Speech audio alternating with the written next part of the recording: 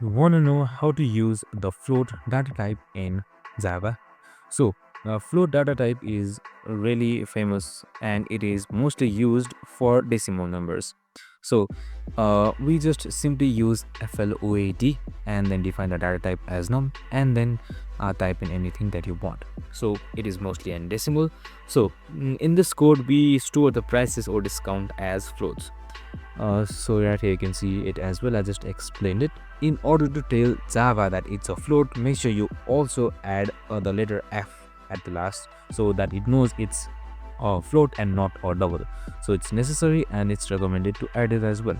And that's it. You can perform arithmetic and print results easily with float right here. Float also uses less memory but has less precision than double. And that's it. It is great for simple decimal values like prices or measurements. So super simple and easy. So you can just simply see the code running up and you can see the float value as well. So it's just a simple code. You can just simply try it with various others as well. I hope this video helped. If it did, make sure to like, subscribe and tune in with us for more of these videos. See you in the next one.